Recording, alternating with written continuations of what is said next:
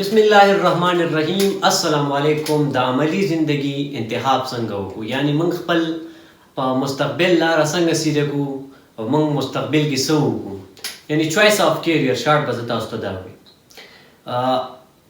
د ټولو نه مخکې خو که زه تاسو ته یو خبره وکړم، تا دپاره ټول نه اوس امپارټنټ خبره دغه ده چې ته خپل مقصد چې کوم دی هغه ډیسایډ کړي. د ټولو نه اهمترینه خبره تا دپاره دغه یو ده لکه خو خپل ګول ډیسایډ کړي. خو چې کوم موږ ته اسلام وایي او کوم په اسلام کرایټیریا وي، یعنی د بر نه موږ ته کوم جایز وي او الاو وي، موږ به هغه کوو که نه.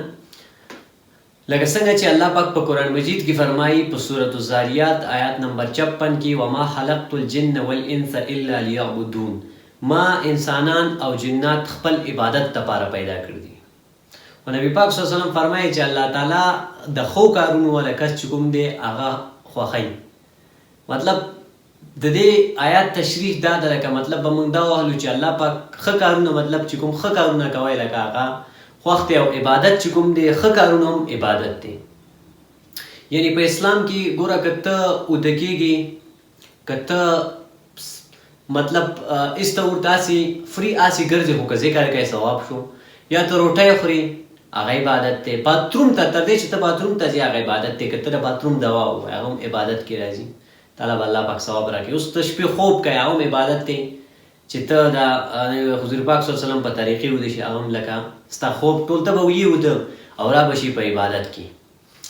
نو که ته خپل ګول ډیسایډ کوې اوس نه، نو ټولو نه مخکې خبره خو دا ده چې ته به خپل ځان کې سیلف اسسمنټ وکړې، خپل ذاتي تجزیه به ځان کې وکړې چې زه ماله څه خوښېږي او څه کولی شم، څه کې ایکسپورټ یم، یا به خپل ریسپیکشن باندې فوکس ورکړي. شاته کوم ماضي وخت چې تا من تللی هغې من به لږ فوکس وکړي. ها دویمه خبره دا شوله، کله چې تا سیلف اسسمنټ او ریسټروسپیکشن من خوب فکر ورکړه، نو کوم ټایم چې ته کار مطلب نه کوې فری، ته چې دا لیجرلی پرسوټس کوې، کوم هابیز تاني مطلب زه به دا یو دغه کېږم او هغه کوم چې په لیمټ کې دندې لګوي خبره ته کوي چې زه به بیا داسې دا طریقه ولې یوز کوم، دا طریقه ولې یوز کوم، خپل شن یا مستقبل دپاره سوچ کوي. دا تا دپاره یو ګریټ افیکټ دی. مطلب دا ته یو ښه تاله په زندګۍ عملي زندګۍ منتخب کولو کې تاله د یو ښه اثرات راکوي. ها اوس به ته خپل ځان کې سوچې چې زه څه کې ایکسپرټ یم. اوس به خپل شوق ته هم دې ځای کې وګورې چې مطلب زه کوم کار خوښوم. اوس که ته د ماشومانانو ته لوستله پړاول خوښوئ، نو تا ته ګڼ شي اپارچونټي شته دی، ګورمنټ موږ له راکوي. ښه اوس مطلب تا له هسې واړه ماشومانان په هغو کار کولو کې دله لکه مطلب خواهشمني، نو پیټریاټک نس خو چاته تللی نه هغه هم جوړېدی شي.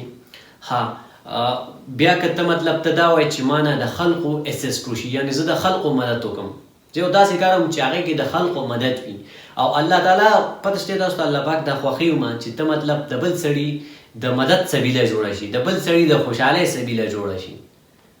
نو که ته دا غواړې چې مطلب زه د بل سړي د مدد سبیله جوړه شم، نو تا دپاره میډیکل چې دی خو یو بیسټ چوایس دی، خو چېرته تللی نه دی، یا لا قانون LLB چې څنګه شوله اینډ سو آن، لکه نور هم ګڼ شي اپارچونټي موږ له ګورمنټ راکوي. خو یاد وساته ډیر ډریمینګ مه کوه، مطلب د ورځې خوبونه مه وینه فالتو لګه دا او هغه او پلان کې او ډینګلې او اور ایکسپیکټیشن یو شیز مه کوه. اور ایکسپیکټیشن ځان نه بیخي لرګه، ځان سره مخلص اوسه، خپل په لیمټ کې او د جایز شریعن کار کوه چې کوم الله تعالی درته وایي او نبي پاک صلی الله علیه وسلم په طریقو چلیږه، او خپل ګول ځان لا اوس نه ډیسایډ کا. وما علینا الا البلاغ. جزاکم الله خیر.